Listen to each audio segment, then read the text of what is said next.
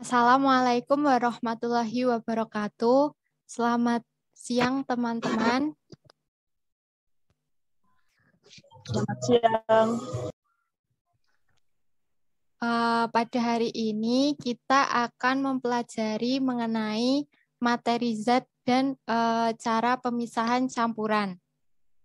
Sebelum kita mulai pembelajaran, mari kita berdoa terlebih dahulu. Berdoa dimulai.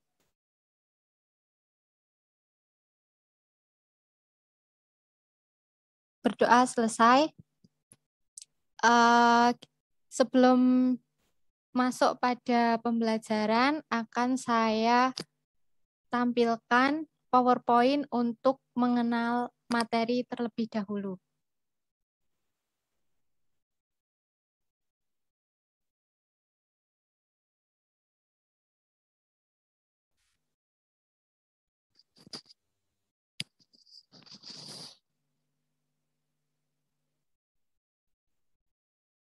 Apa sudah terlihat, teman-teman? Sudah, Kak. Sudah, Kak. Oke, sebelumnya aku jelasin dulu yang disebut dengan materi. Materi itu segala sesuatu yang menempati ruang serta memiliki massa. Materi itu contohnya seperti makhluk hidup atau benda-benda yang ada di sekitar kita. Materi dibagi menjadi beberapa jenis. Untuk yang pertama, materi dapat dibedakan berdasarkan keadaannya atau berdasarkan wujudnya. Lalu yang kedua, materi dibedakan berdasarkan komposisinya. Lanjut. Ini pembagian materi berdasarkan wujudnya. Yang pertama, ada zat padat, yang kedua zat cair, dan yang ketiga ada zat gas. Zat padat ini memiliki sifat yang mempunyai bentuk dan volume tertentu. Jadi bentuknya itu dan volumenya itu jarang bisa berubah-ubah pada zat padat. Memiliki partikel-partikel zat padat yang mempunyai energi yang rendah.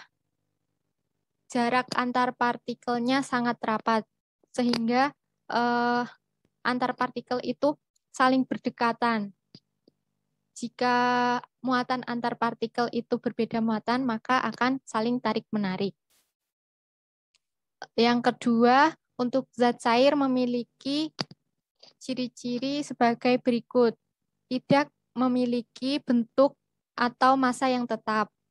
Untuk jarak antar partikel lebih renggang daripada zat padat, serta memiliki energi yang lebih besar dibandingkan zat padat, serta partikelnya dapat bergerak bebas, lebih bebas daripada zat padat.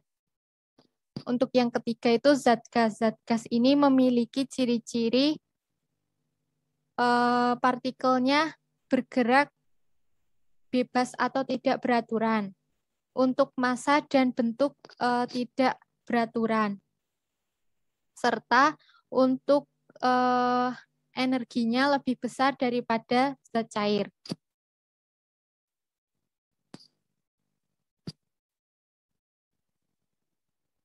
Lanjut untuk klasifikasi materi berdasarkan komposisinya. Ini dibagi menjadi dua. Ada zat tunggal atau zat murni dan campuran. Untuk zat tunggal atau murni itu dibagi lagi menjadi dua, yaitu menjadi unsur serta senyawa. Unsur ini adalah zat tunggal yang tidak dapat diuraikan menjadi zat yang lebih kecil lagi atau lebih sederhana lagi. Jadi unsur ini merupakan atom. Lalu yang kedua ada senyawa. Senyawa ini zat-zat yang tersusun dari dua unsur atau lebih. Jadi senyawa itu di atasnya unsur karena senyawa itu gabungan dari unsur-unsur. Lanjut untuk yang campuran. Campuran dibagi menjadi dua, yaitu homogen dan heterogen. Untuk homogen itu contohnya larutan dan koloid. Sedangkan untuk heterogen, koloid dan suspensi. Jadi koloid itu termasuk homogen serta heterogen. Campuran ini merupakan materi yang tersusun dari 2 macam zat atau lebih. Campuran dapat dipisahkan dengan cara fisika maupun dengan cara kimia.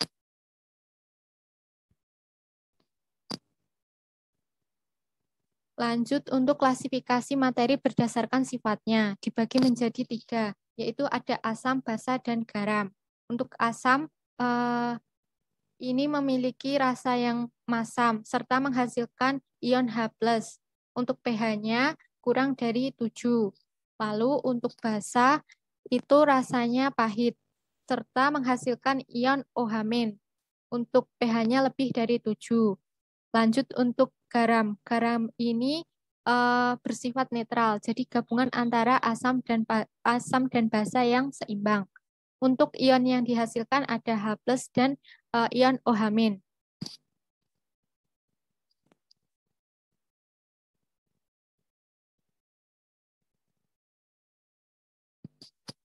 Lanjut untuk sifat-sifat zat. Sifat-sifat zat ini dibagi menjadi 2, sifat ekstensif dan sifat intensif. Sifat ekstensif sendiri ini berdasarkan pada jumlah dan ukuran zat, misalnya volume dan massa.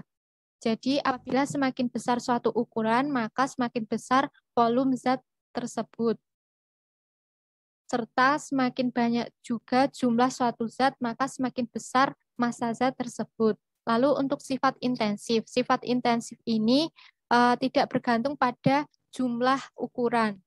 Dan sifat intensif ini dibagi menjadi 2, yaitu sifat kimia serta sifat fisika. Sifat kimia merupakan sifat yang menunjukkan kemampuan zat dalam melakukan reaksi kimia atau sifat yang menyatakan interaksi antar zat. Lalu untuk sifat fisika merupakan sifat yang berhubungan dengan perubahan fisika zat. Sifat fisika ini dapat digunakan untuk menerangkan penampilan zat atau perubahan-perubahan dari wujud zat.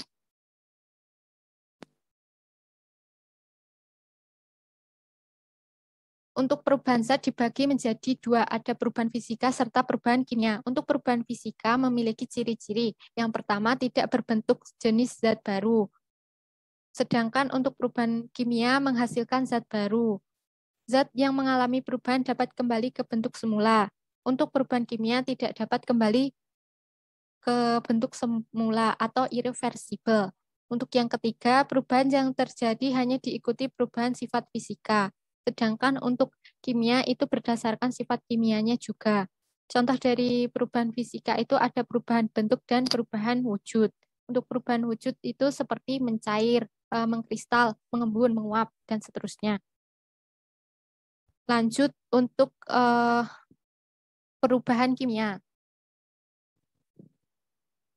Untuk ciri-cirinya seperti tadi, udah tak jelasin sekalian sama perubahan kimia, sama perubahan fisika. Untuk perubahan kimia, contohnya itu pembakaran pada kertas atau pembakaran pada sumbu lilin, seperti itu, karena sama-sama menghasilkan zat baru. Untuk perkenalan materi, kita sampai di sini, kita lanjut ke LKPD atau Lembar Kerja Siswa. Ini untuk lembar kerja siswa. Jadi nanti di sini kita akan melakukan pengamatan pada teknik pemisahan campuran. Tujuan dilakukan tugas ini supaya siswa mampu menjelaskan metode pemisahan campuran. Campuran sendiri tadi, campuran antara 2 unsur atau zat atau lebih dari 2 zat atau unsur. Untuk alat dan bahan yang dibutuhkan, jangan lupa buku, alat tulis, laptop, LCD proyektor, dan speaker. Karena ini dilakukan secara online, maka tidak memerlukan LCD proyektor serta speaker. Untuk langkah kerjanya, nanti akan saya tampilkan video. Jadi teman-teman nanti tinggal mengamati video. Lalu mencatat hal-hal penting yang disampaikan dalam video, serta isi tabel pengamatan. Ini. Karena tabel pengamatan ini sesuai dengan pertanyaan, maka teman-teman fokus ke pertanyaan saja. Untuk pertanyaan yang pertama, ini seperti ini. Bagaimanakah klasifikasi materi berdasarkan keadaannya? Lalu untuk pertanyaan yang kedua, bagaimanakah klasifikasi materi berdasarkan komposisinya? Yang ketiga, bagaimanakah proses pemisahan campuran dengan metode filtrasi? Yang keempat, bagaimanakah proses pemisahan campuran dengan metode evaporasi? Yang kelima, bagaimanakah proses pemisahan campuran dengan metode destilasi? Yang keenam, bagaimanakah proses pemisahan campuran dengan metode kromatografi? Dan yang ketujuh, bagaimanakah proses pemisahan campuran dengan metode sublimasi? Untuk pertanyaan yang 8, ini nanti dikerjakan bersama-sama. Jadi menyebutkan bagian-bagian dari proses destilasi. Seperti ini.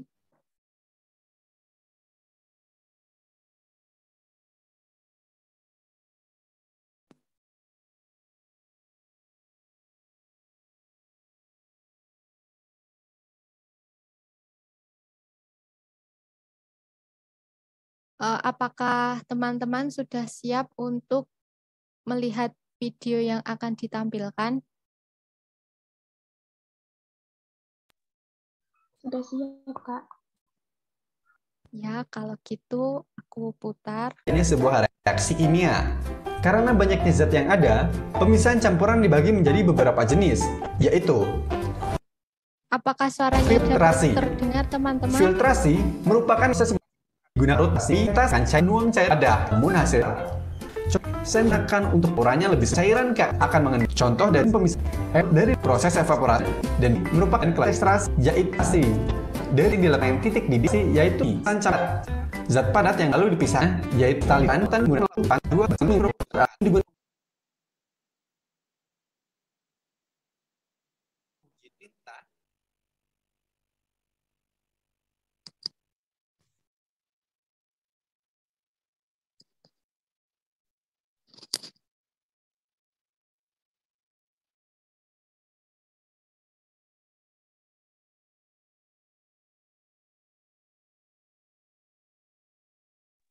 Dikarenakan untuk peserta nomor 3 terkendala sinyal, kita lanjut untuk pertanyaan yang keempat. Apakah sudah siap?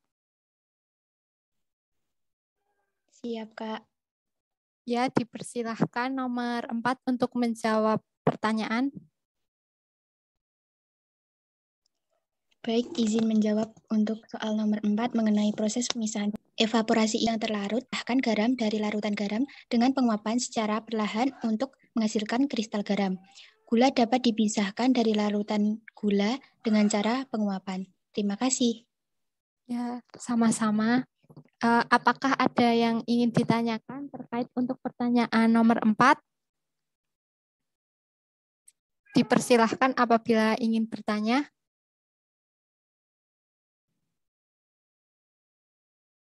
Jika belum, kita lanjut ke soal nomor 5. Apakah nomor 5 pesertanya sudah siap untuk menjawab soalnya? Jika sudah siap, dipersilahkan untuk on cam dan menjawab pertanyaan nomor 5.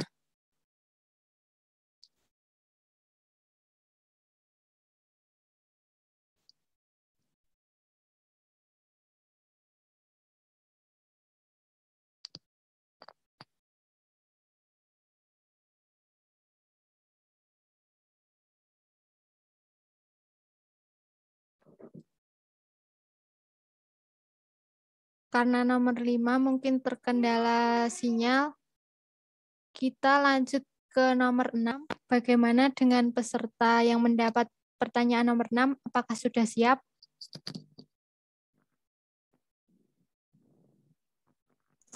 Sudah siap. Ya, dipersilahkan untuk menjawab untuk Mbak Sifani.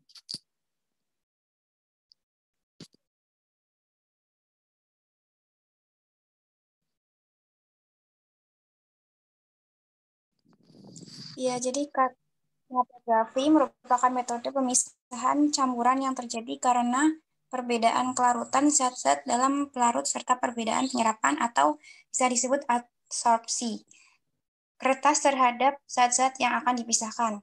Zat yang terlebih dahulu larut dalam pelarut dan kurang terabsorpsi pada kertas akan bergerak lebih cepat. Misalnya pemisahan komponen-komponen pada tinta. Terima kasih. Ya, terima kasih untuk Mbak Sivani. Lanjut untuk pertanyaan yang ke-7.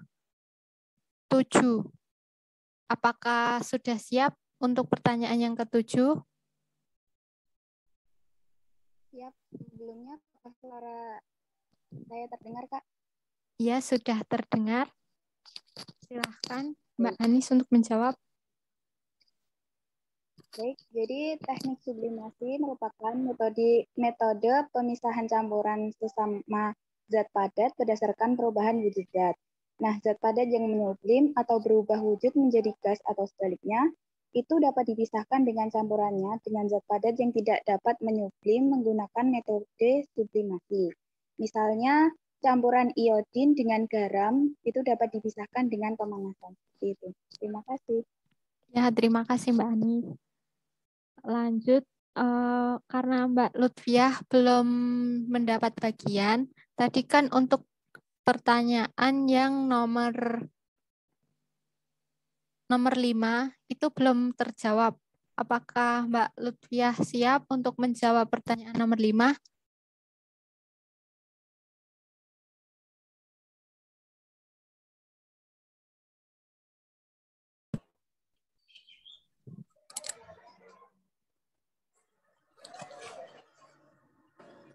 Ya, Mbak. Ya, untuk pertanyaan nomor 5 itu bagaimana proses pemisahan campuran dengan teknik destilasi. Ya. Dengan teknik destilasi itu metode pemisahan campuran zat cair dari larutannya berdasarkan perbedaan titik didih. Jika larutan dipanaskan, maka komponen yang titik didihnya lebih rendah akan menguap terlebih dahulu. Misalnya pemisahan alkohol dari air, pemisahan komponen minyak bumi. Baik, terima kasih Mbak Lutfiah. Untuk pertanyaan nomor 3, ada yang mau menjawab karena peserta nomor 3 terkendala sinyal sehingga tidak bisa menjawab. Adakah relawan yang mau menjawab? Dipersilahkan.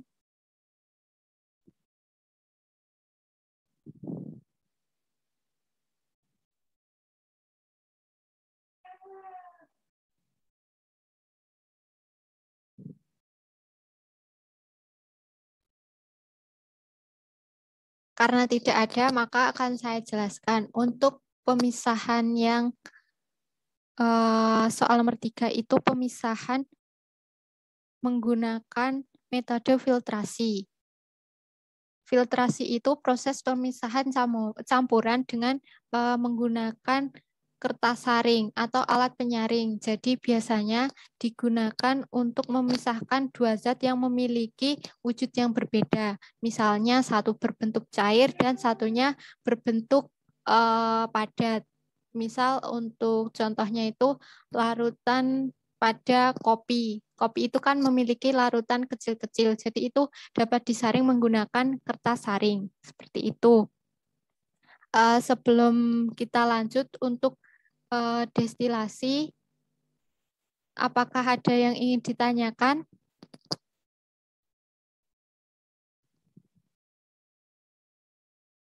Halo teman-teman.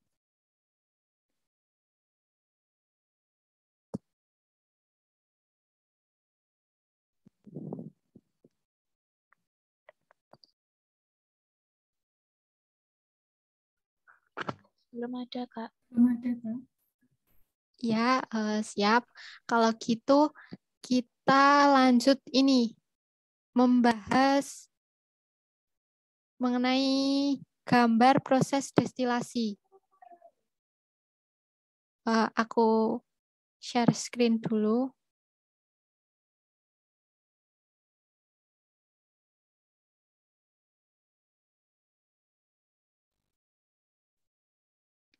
Apakah sudah terlihat, teman-teman? Sudah, Kak. Sudah, Kak. Ya, nih. Ini merupakan salah satu bahas pada pertanyaan sebelumnya. Ada yang tahu ini proses pemisahan menggunakan teknik apa? Gunakan untuk bagian bagi nanti apa saja. Untuk nomor satu ini.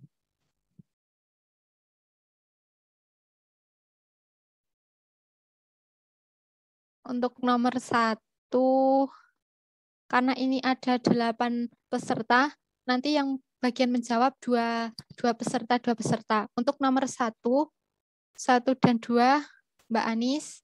Nomor 3 dan 4, Mbak Nisa. Nomor 5 dan 6 untuk Mbak Nancy. Untuk nomor 7 dan 8 untuk Mbak Zula atau Mbak Nazula. Untuk nomor 9 dan 10 untuk Mbak Lutfiah. Untuk nomor 11 dan 12 untuk Mbak Marati. Untuk nomor 13, 14 untuk Mbak Alifah.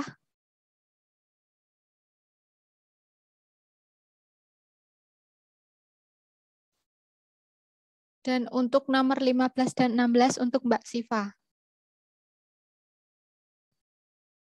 Apakah sudah siap menjawab? Agar lebih cepat diacak saja, misalnya nomor 7 Mbak Nazula misalnya sudah tahu, jadi tinggal jawab saja on cam, langsung dijawab seperti itu. Dipersilahkan.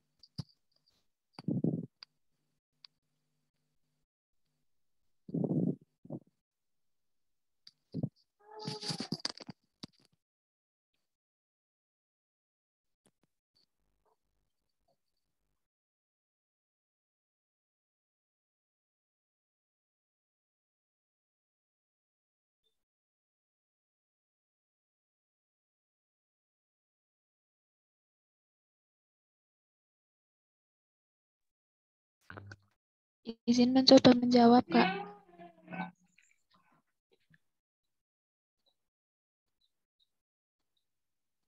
Ya, silakan, Mbak. Untuk yang nomor 5 itu merupakan penggembungan, sedangkan untuk yang nomor 6 itu merupakan air dingin yang masuk.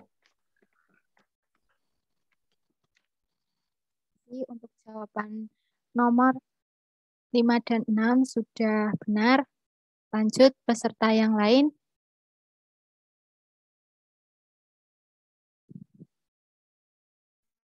Izin menjawab, Kak. Ya, silahkan.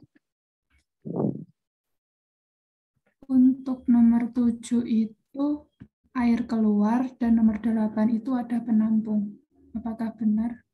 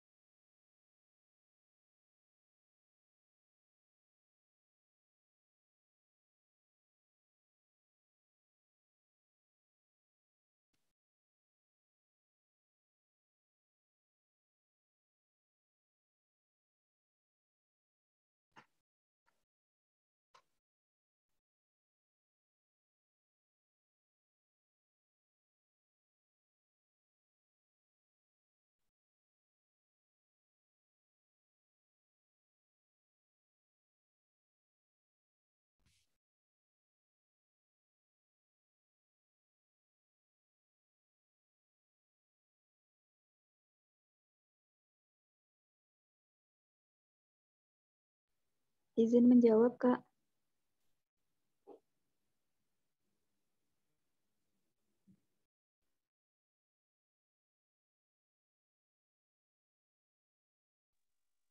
Adakah yang ingin menjawab lagi? Dipersilahkan. Saya izin menjawab, Kak. Ya, silahkan. Untuk yang nomor 1 itu pemanas. Untuk yang nomor 2, labu distilasi. Terima kasih.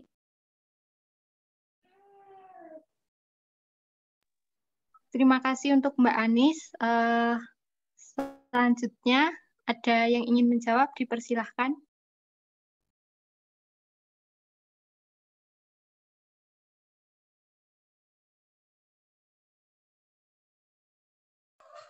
Izin menjawab, Kak. Ya, siap Mbak Nisa. Silahkan. Untuk nomor 3 itu steelhead, dan yang nomor 4 itu termometer. Ya, benar Mbak Nisa. Terima kasih. Lanjut. Yang ingin menjawab, dipersilahkan.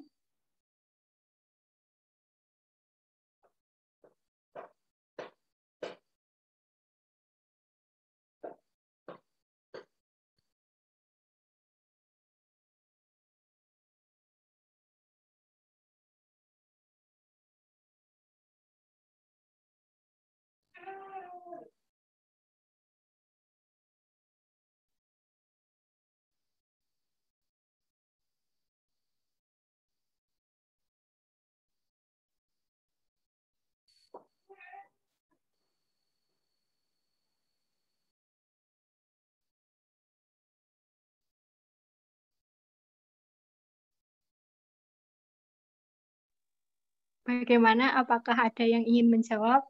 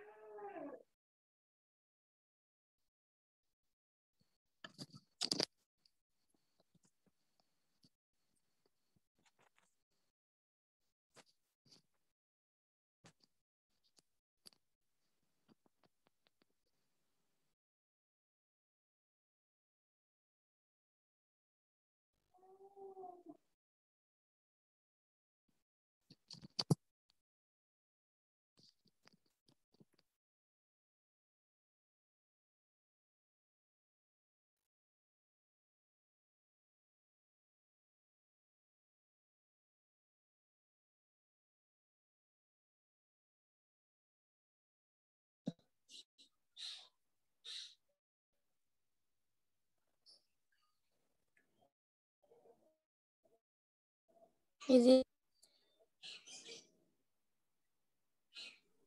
Ya, Mbak. Ada yang mau menjawab? Ya. Yang nomor Ya. 9 sama 10. Oh ya, Yang silakan Mbak 9 itu, Lutfiah. ya, yang 9 itu vakum atau gas inlet. 10 still receiver. Iya, Apakah sudah betul? tepat. Iya, sudah tepat Mbak Lutfiah. Terima kasih. Selanjutnya ada yang mau menjawab lagi?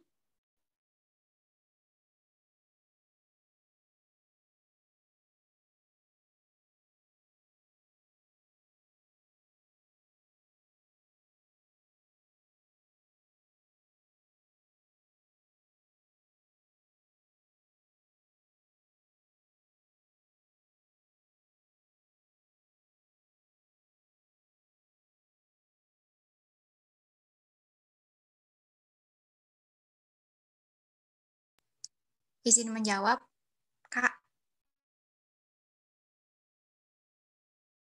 Iya, Mbak Siva, dipersilahkan. Iya, nomor 13 itu pengaduk atau piring panas.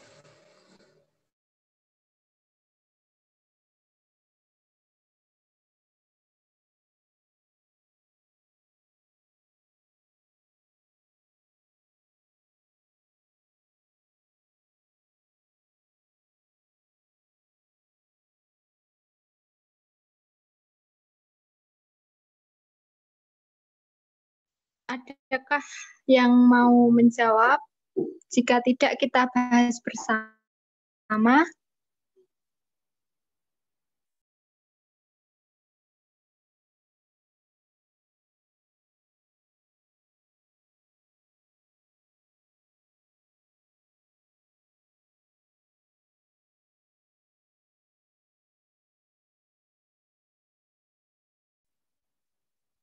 Kita bahas bersama saja ya. Ini aku share screen.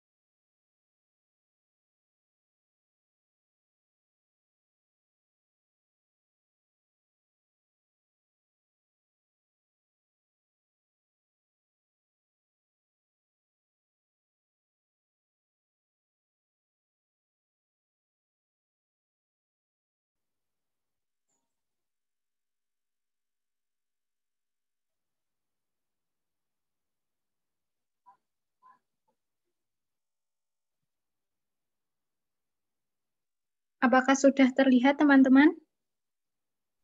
Sudah, Kak. Ya, sekarang kita bahas mulai dari yang nomor 1. Nomor 1 tadi ada pemanas. Pemanas ini bisa memanfaatkan kompor. Bisa kompor gas atau kompor yang lainnya. Gas itu. Gas yang untuk kompor-kompor untuk mendaki itu bisa, atau kompor-kompor yang ada di laboratorium. Yang kedua ada labu distilasi.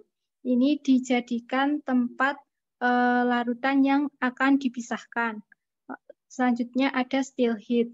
Still heat ini penghubung antara termometer dan menghubungkan wadah atau labu distilasi dengan tempat untuk menaruh zat yang menguap. Lalu bagian yang keempat termometer ini untuk mengukur ketika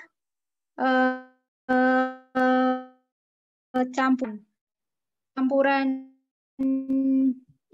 ada beberapa zat. Setiap zat itu kan memiliki suhu atau titik didih sendiri-sendiri. Ketika suhu suatu zat, maka zat tersebut akan menguap dan uapnya disalurkan melalui ini, melalui still heat dan menuju ke kondensor ini. Kondensor ini memiliki 2 lubang. Yang pertama ada lubang untuk mengeluarkan air dingin dan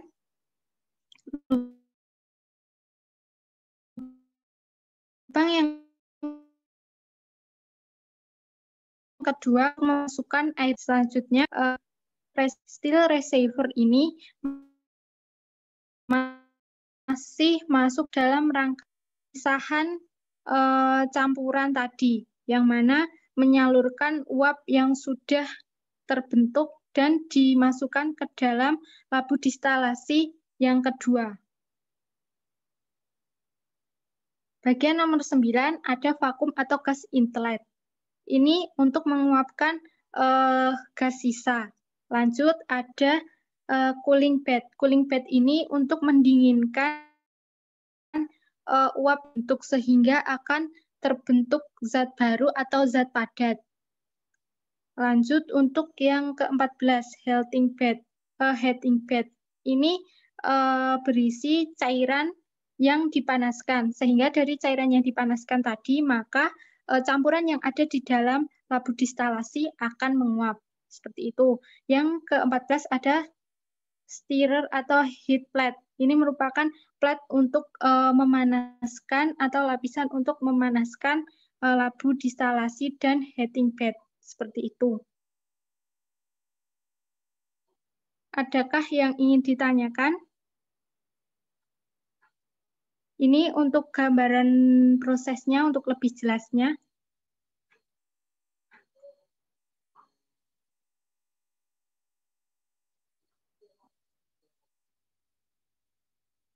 Apabila sudah tidak ada, kita tutup pertemuan hari ini. Terima kasih atas partisipasi teman-teman. Semoga apa yang kita pelajari hari ini bermanfaat dan berguna untuknya. Sebelum kita tutup, mari kita berdoa terlebih dahulu.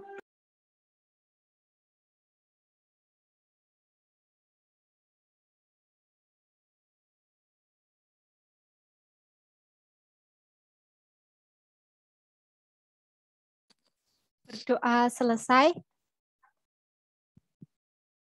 Wassalamualaikum warahmatullahi wabarakatuh.